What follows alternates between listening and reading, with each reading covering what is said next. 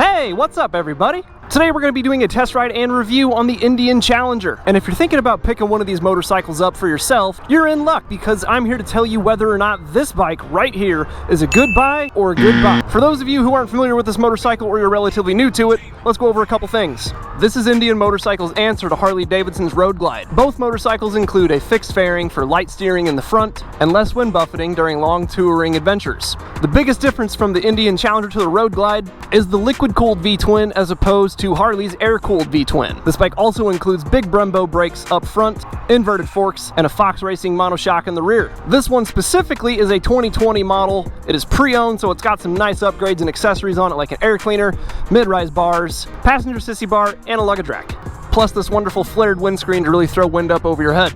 And at the rear, it's got a set of dual exit tab performance exhausts that sound awesome. And a quick fun fact, this is the smallest V-twin in Indian Motorcycle's entire lineup, but it is the most powerful because of that liquid cooling, producing 122 horsepower and 128 foot-pounds of torque. Before we start this video, I want to talk about the changes I'm going to be making to my channel. So if you don't care about any of that, please skip to this timestamp right here for the test ride. Like I mentioned at the end of my last video, I'm going to be making a name change. I'm not going to reveal what it is yet, but you will see my name change. I want to be more brandable and more related to motorcycling, and right now I don't think my name does that, so that's going to change. The second thing that's going to happen is whenever the weather starts getting colder, 30-20 degrees here in the middle of the United States, I'm going to be probably doing more content oriented with side-by-sides because I won't be riding my motorcycle as much, but it'll still be a very similar format to my current videos that I do make for motorcycles, except it will be side-by-side content, maybe three-wheel content, and various other items that aren't motorcycles. I want the channel to be about all types of power sports, not just motorcycles, to attract a bigger audience.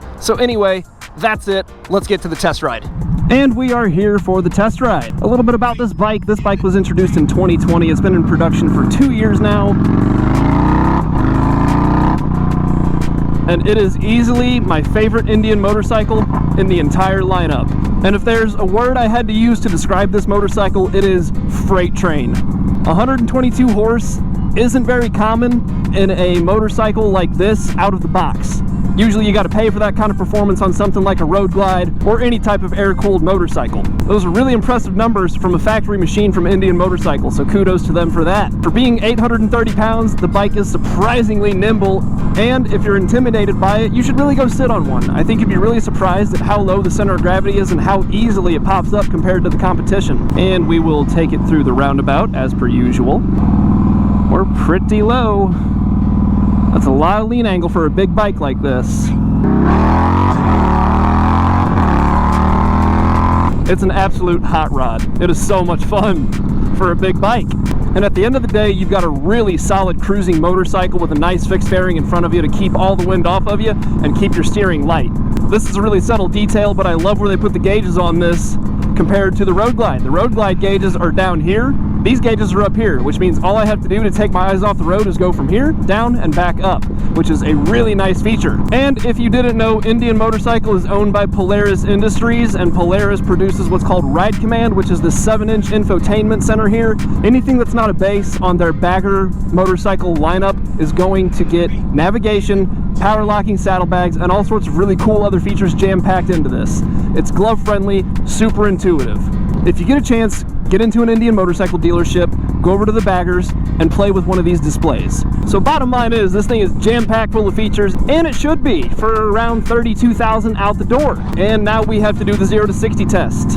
Once more, I'm not a professional rider. I'm not going to pretend to be. I'm going to do my best to get this thing from 0 to 60 as quickly as I can. Here we go. 3, 2, 1.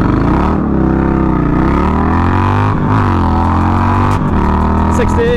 And then we're cruising at 70. This is probably my favorite feature on every Indian Motorcycle bagger, the variable windscreen. Look at that, look how cool that is.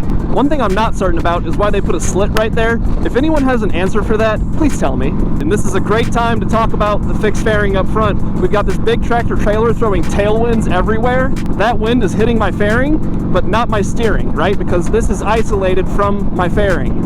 So I get a really smooth ride for long distance, and I've got plenty of passing power. I'm running 75 right now if I crack the throttle.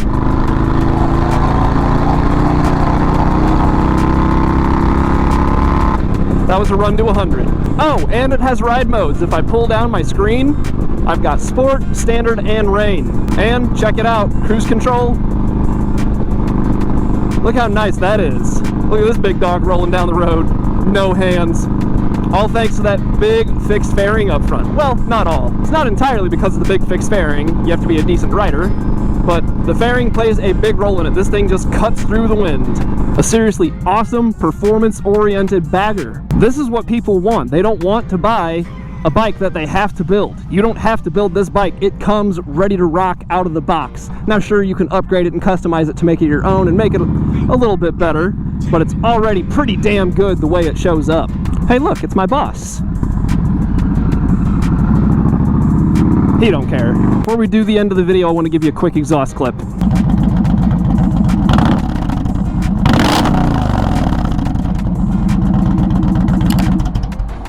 That concludes the test ride, which means now I get to tell you whether or not this bike is a good buy or a good buy. You probably already know the answer because this is my favorite Indian motorcycle, but this is a damn good buy. This bike is super rad, and compared to the competition, it brings way more to the table in terms of power, performance, and in my opinion, looks. Okay, let's outro. So it's too cloudy outside today for me to do my normal outro, so I'm going to be talking to you here. Thank you so much for 1,000 subscribers. I really didn't think I was going to get this far this early in the year, but we're here now, so thank you. If you enjoyed this video, and I mean genuinely enjoyed it, please consider leaving me a like, and if you want to see more content like this, hit that subscribe button. And for any thoughts that you might have in your head after watching this video, please put them in the comments down below. That's for you to talk to me. And I do my best to respond to all of you who do leave comments. I really do appreciate it. That'll go ahead and wrap up this video. Thank you so much for watching. Have a great day and ride safe.